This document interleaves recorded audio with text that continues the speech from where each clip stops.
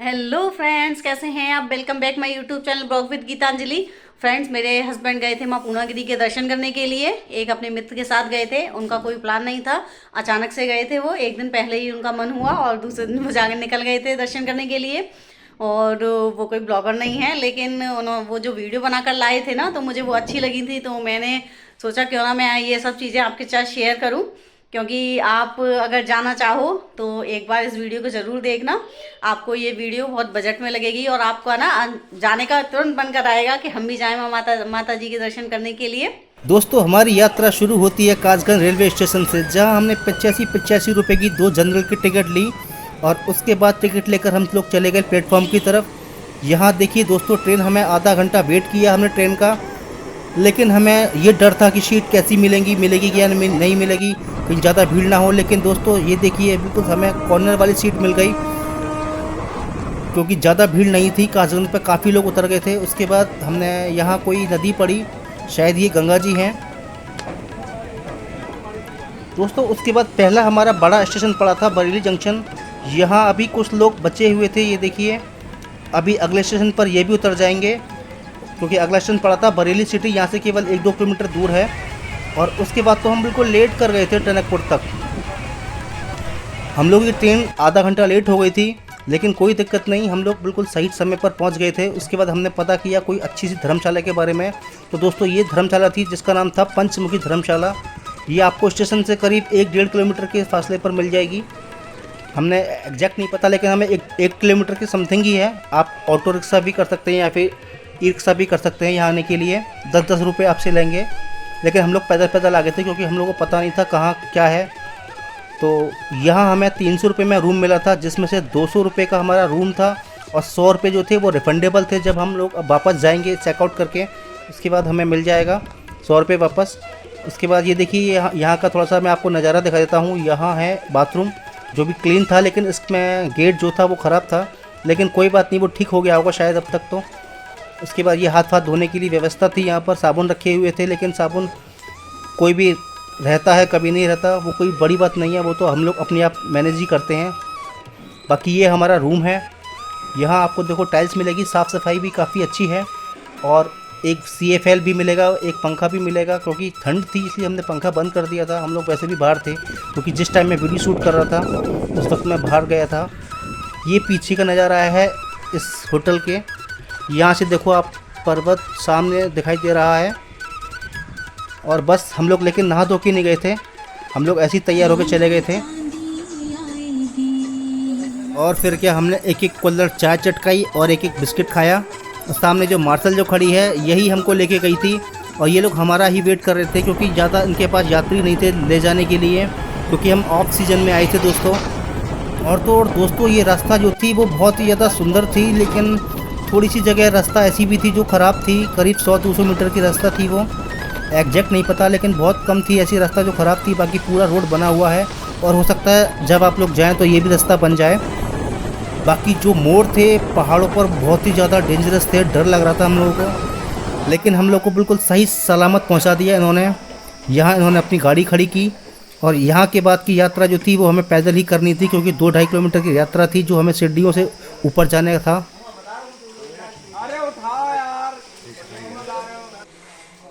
थोड़ी सी ऊपर जाने के बाद हमें एक धर्मशाला दिखाई दी। यहाँ ऐसी धर्मशाला कई सारी थी जहाँ हमने आराम किया थोड़ी देर, लेकिन यहाँ आप कितनी भी देर आराम कर सकते हैं, नहा धो सकते हैं, फ्रेश हो सकते हैं। जो हम लोग नहाए भी थे, सब कुछ फ्री में था दोस्तों।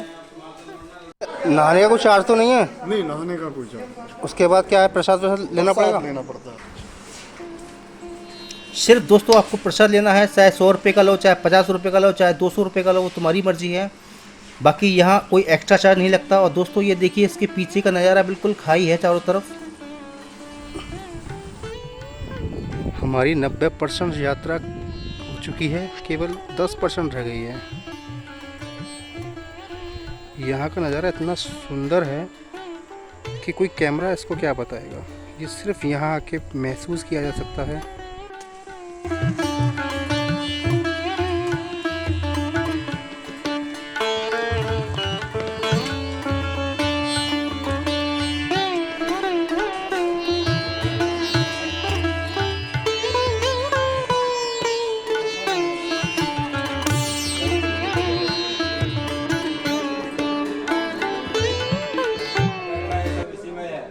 भैया मैंने सुना यहाँ बलि होती थी, अब बंद हो गया। किसने बंद कर दी? कब से बंद कर दी है? काफी दिन हो गए, बहुत दिन। मतलब बहुत दिन से, मतलब साल? अरे 2-3 साल हो गए। 2-3 साल हो गए। तो वैसे भी बलि देना तो वैसे भी गलत है ना? अच्छा, हम चल दिए हैं अपने आखिरी पड़ाव की तरफ और बस यहाँ से कुछ सीढ़ियों के बाद माता रानी का मंदिर दिखाई देगा। जो टीन दिखाई दे रही है ना, यहाँ से होते हुए हम आए हैं। अब सोचो, ये टीन के राइट हैंड पे भी खाई है और लेफ्ट हैंड पे भी खाई है, बिल्कुल बीच से रास्ता बनाई गई है। क्या गजब नज़ारा है, चारों तरफ पहाड़ी पहाड़ और इतनी ठंडी हवा चल रही है यहाँ, इसका जवाब नहीं। वो रास्ता दिखाई दे रही है आपको, इस रास्ते से होकर गाड़ी आई थी और हम बहुत ऊपर आ चुके हैं, बिल्कुल आखिरी पड़ाव पर हैं। ये देखिए, यहाँ से रास्ता होते हुए जा रही है। जहाँ गाड़ी खड़ी होती है वहाँ से करीब 2-2.5 किलोमीटर ऊपर हमें चलना होता है।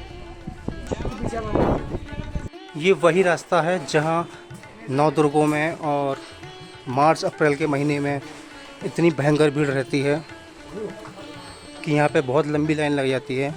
लेकिन आज देखिए, बड़ी प्यार से दर्शन कराऊंगा मैं आपको माता रानी के दर्शन कराऊंगा आपको मैं बहुत अच्छी तरीके से। इतनी खतरनाक जगह पर ये मंदिर है। देखिए, एक तरफ बिल्कुल सीधी रास्ता और दूसरी तरफ देखिए खाई। सोचो कैसे बनाया गया होगा उस टाइम पर, ये जब इतने संसाधनों की कमी रही होगी। लेकिन ईश्वर की कृपा से कभी मेरे ख्याल से यहाँ कोई ऐसी प्रलय या कोई ऐसी दुर्घटना नहीं हुई। लेकिन शायद कभी एक बार जीना टूटा था ये, जैसा मैंने सुना था, लेकिन मुझे कंफर्म नहीं है दोस्तों। शायद आप लोगों को पता हो इस बारे में। सामने देखो नदी बह रही है, शारदा नदी। बहुत चिल्ड पानी रहता है यहाँ का, बहुत हिम्मत चाहिए यहाँ नहाने के लिए। फ्रेंड्स, ये देखिए सामने मैया का द्वार आ गया है। बस यहाँ तक हमें जाना है सिर्फ। वहाँ जाके मैं आपको मैया के दर्शन कराऊंगा, यदि अनुमति मिली मेरे को कैमरे की।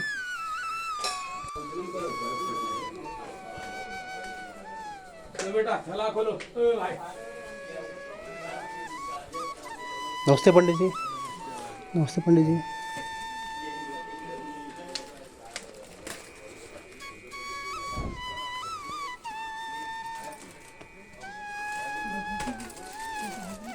जो आंचल बड़ा, झोली बड़ा, तो फल खजाना भी देते हैं। कितना है पंडित जी? मैंने सुना था यहाँ पे कोई ऐसी पिंडी है जहाँ हाथ डालते हैं। वहाँ हाथ नहीं डालते हैं, लेकिन मैंने सुना था ऐसा। पहले वहाँ प्रसाद चलता था, वहीं से प्रसाद मिलता था पहले। अच्छा, वो जो है तो दर्शन के लिए खोल दिया गया है। सिर्फ दर्शन कर सकते हैं ना?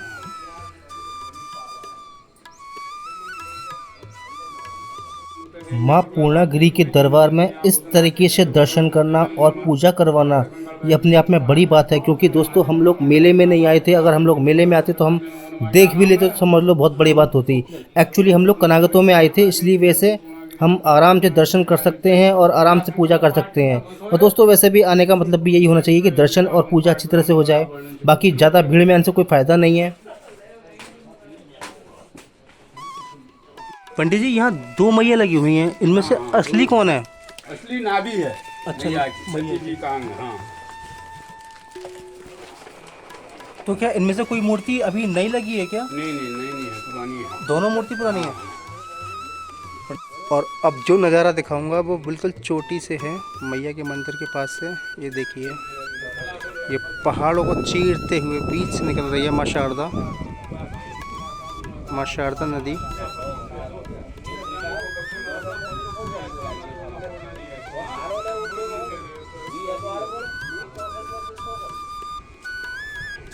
चारों तरफ हरियाली है, पहाड़ हैं और सुंदरता से भरा एक प्राकृतिक नज़ारा है। क्या बात है नज़ारे की। नदियाँ पहाड़ हैं ऊंचे ऊंचे। भैया यहाँ पूर्णागिरी मतलब कैसे हुआ यहाँ पे नाम? पूर्णानंद पर्वत था। अच्छा यहाँ पे नावी गिरी थी माता की, अच्छा। सती मैया की नावी गिरी थी, तब पूर्णागिरी हो गया इस पर्वत का नाम। पंडित जी लोगों से पूछ सकते हैं, हमारे दादा चाचा लोग सब ऊपर ही हैं, उन लोगों से हमने तो जितना सुना है अपने सयानों से ही सुना रहा और किससे। अच्छी बात है, लेकिन फिर भी आपको नॉलेज अच्छी है।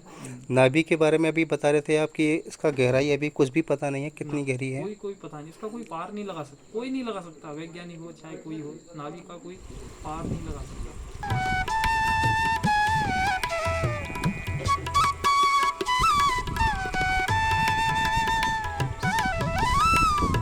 और अब समय है भैरव मंदिर में प्रवेश करने का।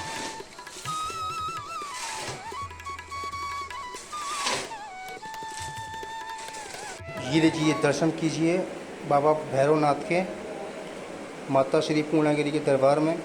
यदि आप लोग आते हैं तो उनके दर्शन करने बहुत ज़रूरी होते हैं, ऐसा कहा जाता है यहाँ पर।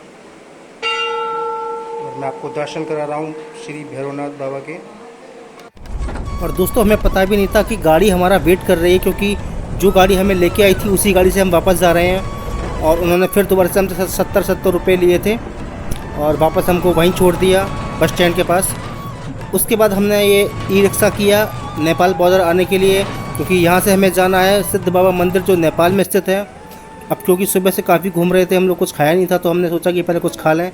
तो मैंने टिक्की और पराठे खाए थे। और सामने ही आपको दिखाई दी जाएगी इंडियन पुलिस चेक पोस्ट, और सामने ये दिखाई दे रहा है आपको ये बहुत बड़ा बांध है। हम जा रहे हैं नेपाल की तरफ, और नेपाल के पास है सिद्ध बाबा मंदिर।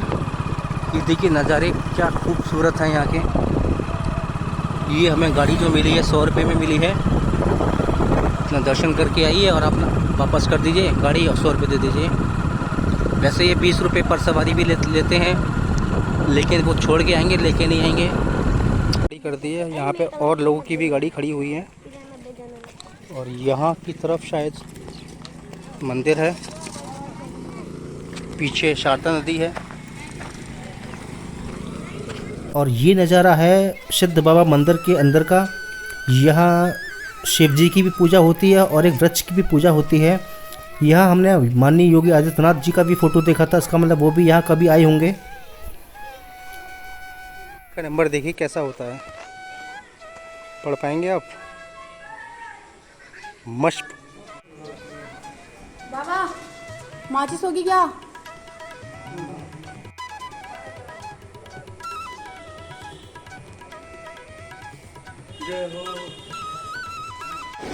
और ये नज़ारा है माँ शारदा नदी का। ये देखिए क्या ज़बरदस्त तरीके से बह रही है। वाव,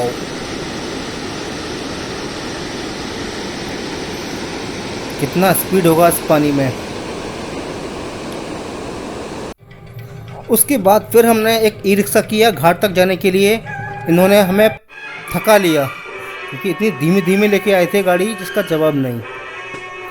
2 किलोमीटर के लिए कम से कम उन्होंने आधा घंटा ला दिया। और फिर हम पहुँचे घाट पर हमने स्नान किया। हालांकि पानी उतना ठंडा नहीं था जितना मैंने सोचा था, लेकिन फिर भी ठीक था। 1-2 डुबकी मारी हमने, फिर निकल आए। उसके बाद दोस्तों हम लोगों को भूख लग रही थी, क्योंकि हमने ज़्यादा खाना नहीं खाया था। तो रात को हम आए थे मार्केट में, और फिर मार्केट में हमने देखा कुछ मिले बढ़िया ढंग का, क्योंकि हमने होटल पे खाना खाया था तो वो टेस्ट नहीं था जो आना चाहिए। उसके बाद दोस्तों हमें एक रेहड़ी मिली, वहाँ हमें 40 रुपये के 2 पराठे दिए, वो भी आलू के, वो भी 2 सब्जियों के साथ। हम वापस जा रहे हैं और हम आ गए हैं टनकपुर रेलवे स्टेशन पर। ये टनकपुर रेलवे स्टेशन के सामने का एरिया है, मार्केट लगी हुई है यहाँ पे।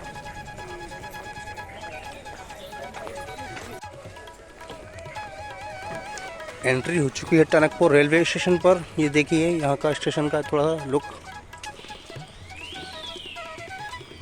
यहाँ इसका टिकट घर है। यहाँ ट्रेन खड़ी हुई है। ट्रेन हमारा इंतज़ार कर रही है, देखते हैं कितनी भीड़ है ट्रेन के अंदर।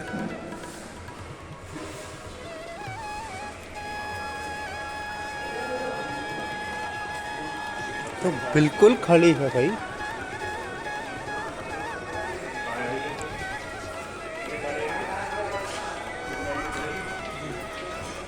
बरेली जाएगी ना भैया?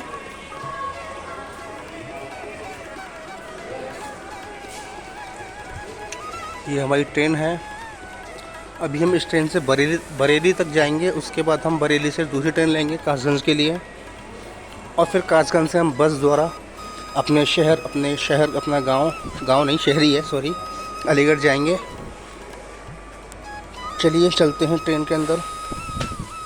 बिल्कुल खाली पड़ी हुई है ट्रेन यहाँ तो। कहीं भी जाओ ट्रेन का सफ़र सबसे मस्त लगता है मुझे, क्योंकि बस में वो मज़ा नहीं आता तो जो ट्रेन में आता है। और हम ट्रेन से जा रहे हैं, देखिए बिल्कुल खाली पड़ी हुई है ट्रेन।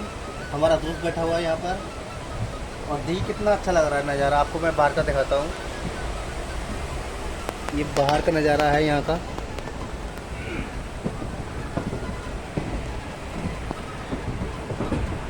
ट्रेन जा रही है हमारी, ये देखिए कासगंज की तरफ। हालांकि ये केवल बरेली तक ही जाएगी, उसके बाद हम एक और ट्रेन लेंगे कासगंज के लिए। चलो दोस्तों चलते हैं घर पर। सफ़र बहुत अच्छा लगा और मैं चाहूँगा कि आप भी ज़रूर आइएगा। ये देखिए पूरी ट्रेन खाली पड़ी हुई है। मैं कोई ब्लॉगर नहीं हूँ, लेकिन मुझे अच्छा लग रहा है ब्लॉग बनाने में, क्योंकि यहाँ पे कोई है नहीं ना, इसलिए मैं बड़ी आराम से बोल सकता हूँ। मुझे थोड़ी शर्म लगती है, लेकिन अच्छा लग रहा है मुझे। आई होप आप ज़रूर देखेंगे वीडियो और ज़रूर पसंद करेंगे। Thank you.